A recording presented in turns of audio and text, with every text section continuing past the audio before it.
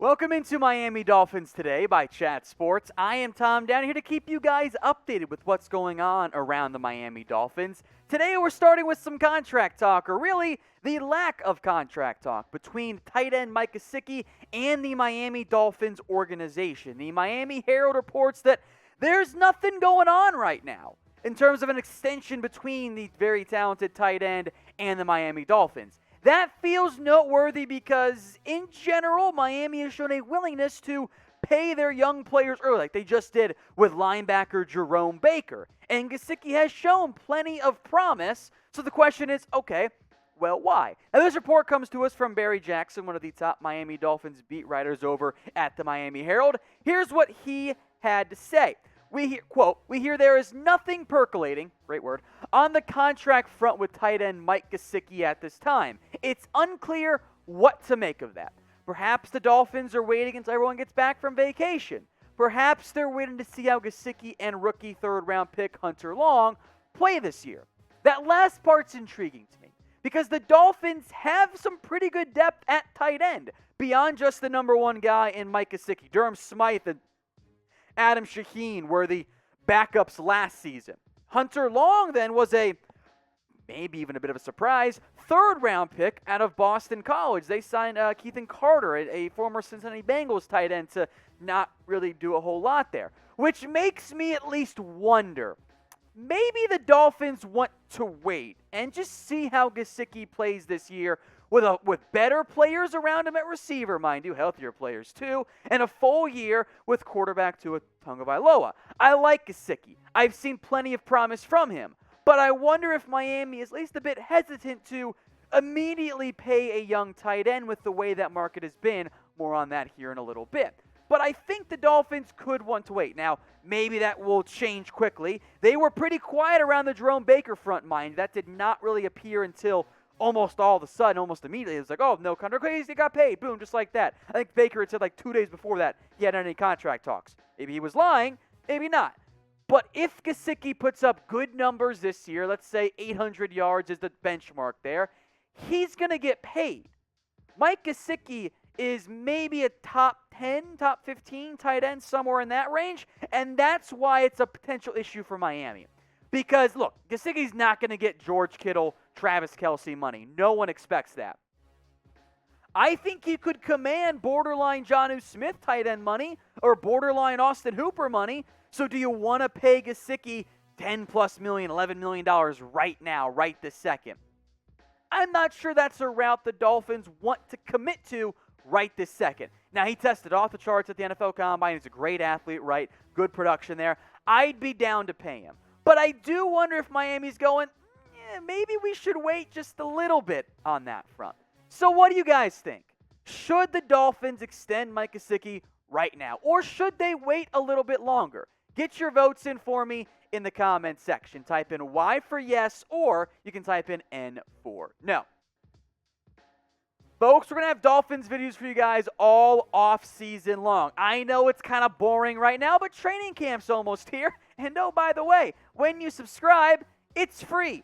All you have to do is hit that big red button, turn those notifications on. That way you don't miss anything here at Miami Dolphins Today. So if you want more coverage every single day, hit that big red button and subscribe. Let's talk Xavien Howard now. No, not the trade contract stuff, although we'll discuss the contract stuff at the end. But whether or not Xavien Howard is going to be the Miami Dolphins team MVP for the 2021 season.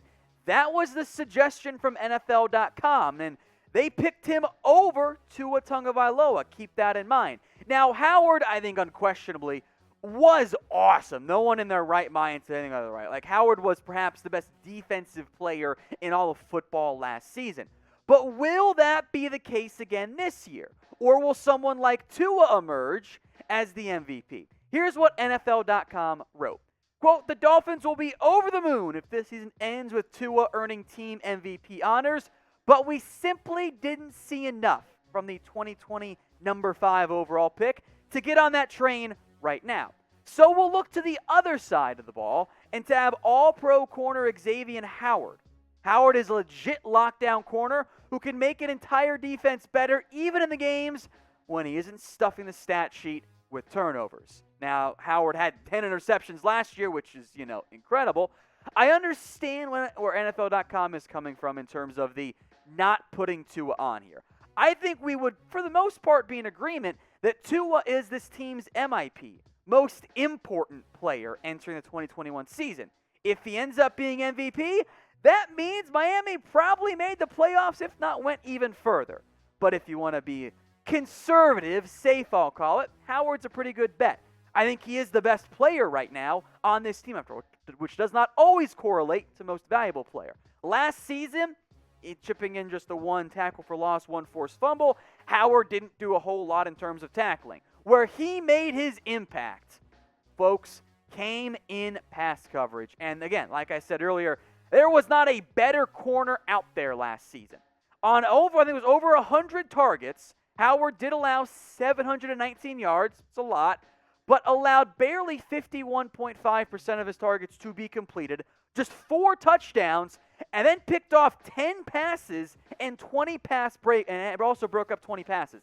That level of production is incredible. Now, I would be a bit surprised, even with the extra game, if Howard quite met that level of production. That's such an outlier season that there should be some natural regression. And even if Howard gets those numbers cut in half, by the way, it's still a great season. That's just how good Howard was in 2020. Of course, the underlying topic here is the whole, he wants a new contract with 4 years left on his deal. There have been some trade speculation, probably the better term for it there. So make your predictions for me. Will Xavien Howard be on the Dolphins in 2021? Let's say for week 1, right? Get your votes in for me. Type D for Dolphins, he'll be there, or type in O for other, he'll be with a different organization. Look, a big reason why this appears to be an issue right now for Howard and for the Dolphins is the contract. The deal that Howard signed at the time was top 5. That is no longer the case. Jalen Ramsey, Marlon Humphrey, Trey White, Darius Slay, and his teammate Byron Jones all get paid more per year than Xavien Howard does. Now, that is partially how contracts work. Once you sign one, the next guys get paid more. So I understand Brian Flores acknowledging that and saying, look, it's free agency. Byron got paid more, not because he's better than Xavien Howard, but because he was in free agency that year. The contracts always go up. Right now, Xavien Howard is a pretty decent amount behind Byron Jones, and I think that might be an issue. Now, it would be setting a potentially dangerous precedent, keep this in mind, to extend a player who has so much time, or redo his contract, I should say, who has so many years left on his contract. Could you give him $1 million or $2 million per year pay raise? I would do that. If Xavien Howard does that, then I'll be happy to have that superstar corner. But that precedent is a little bit dangerous, so I understand overall the Dolphins' hesitancy to do so.